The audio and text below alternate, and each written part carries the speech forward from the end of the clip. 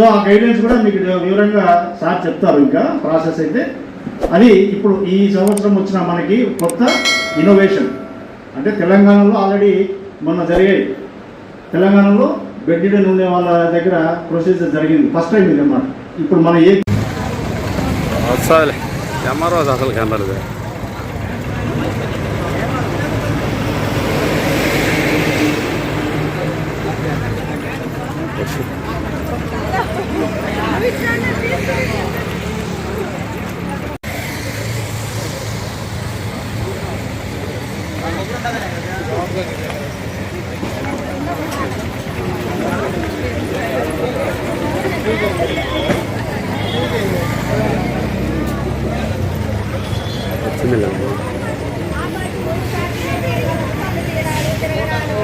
పద్ధతులు అయిన ఎట్ల వేళ ఓటర్ అయితే కూడా మళ్ళా తర్వాత మీకు చెప్తారు, గైడెన్స్ ఇస్తారు, ఇబ్బంది లేదు. సో ఇందులో ముఖ్యంగా సార్ చెప్పినట్లు ఎంసీసీ సంబంధించి మోడల్ కోడ్ ఆఫ్ కండక్ట్ అనేది ఎలక్షన్స్ అయిపోయేటంత వరకు, అంటే ఎప్పుడు ఎలక్షన్ మనకి మే 13 ఎలక్షన్ తర్వాత జూన్ 4 కౌంటింగ్, జూన్ 4వ తారీఖు కౌంటింగ్ వరకు కూడా ఈ మోడల్ కోడ్ ఆఫ్ కండక్ట్ అనేది మనకు ఎన్నికల నిబంధనావళి అనేది మనం ఎట్లా ప్రవర్తించాలా ఇవన్నీ కూడా మనకు ఈసీ నుంచి గైడెన్స్ వచ్చింది. అందులో చాలా టీమ్స్ ఉంటాయి. ఈ ఎంసీసీ అనేది మోడల్ కోడ్ ఆఫ్ కండక్ట్ కింద ఏముంటుందంటే ఫ్లయింగ్ స్క్వాడ్ టీమ్ అనేది ఒకటి ఉంటుంది. ఫస్ట్ మొట్టమొదటి ఏం చేస్తామంటే మేము చెక్ పోస్టులు కొన్ని మన ఈ మండలంలో 1-2 చెక్ పోస్టులు అరేంజ్ చేసాం. అక్కడ స్టాటిక్ సర్వేలెన్స్ టీమ్ అని చెప్పి అక్కడ మన ఆఫీసర్ని ఒక ఆయన పెట్టేసి ఒక 4 పోలీసులను పెట్టేసి వెహికల్ చెక్ చేస్తుంటారు. చూసారు బాక్రాపేట దగ్గర మన మండలాలకు సంబంధించి బాక్రాపేట చెక్ పోస్ట్ దగ్గర మేము ఒక 3 షిఫ్ట్లు టీమ్స్ అరేంజ్ చేసి ఒక 5 మందిని ఆఫీసర్స్ని అక్కడ అరేంజ్ చేశాం. వాళ్ళు పొద్దున 6 నుంచి 2 వరకు ఒక షిఫ్ట్ ఉంటారు, 2 నుంచి 10 గంటల వరకు ఒక షిఫ్ట్ ఉంటారు, 10 గంటల నుంచి మళ్ళీ పొద్దున 6 వరకు ఒక షిఫ్ట్ పనిచేస్తారు.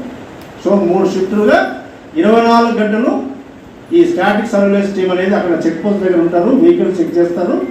మేము ఫ్లయింగ్ స్క్వాడ్ కింద, నేను ఇక్కడ ఈ ఒంటిమిట సిద్ధోటకు సంబంధించి నేను ఫ్లయింగ్ స్క్వాడ్గా ఉంటాం. మాకు కూడా స్టాఫ్ ఇచ్చారు, వెహికల్ ఇచ్చారు, వీడియోగ్రాఫర్ ఉంటారు.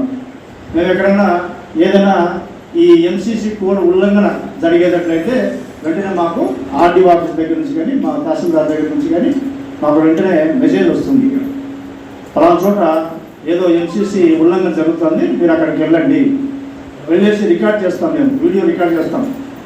రికార్డ్ చేసి మేము కలెక్టర్ గారికి ఆ వీడియోని తర్వాత మేము ఎలక్షన్ ముందు రోజు కానీ తర్వాత కానీ లాస్ట్ రోజు కానీ సబ్మిట్ చేయాల్సి వస్తుంది. ఓటర్లందరికీ ఓటు యొక్క వినియోగం గురించి ఈరోజు స్వీప్ కార్యక్రమం ద్వారా కార్యక్రమం చేపట్టడం జరిగింది.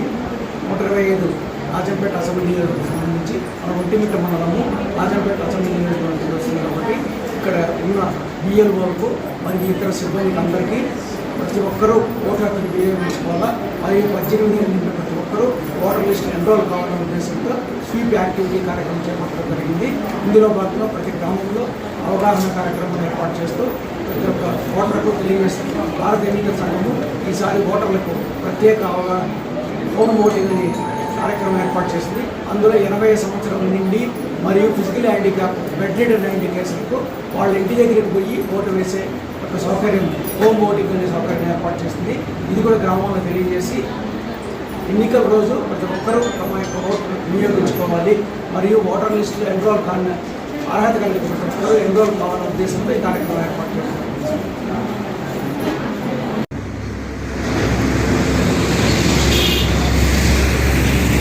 Ready sir.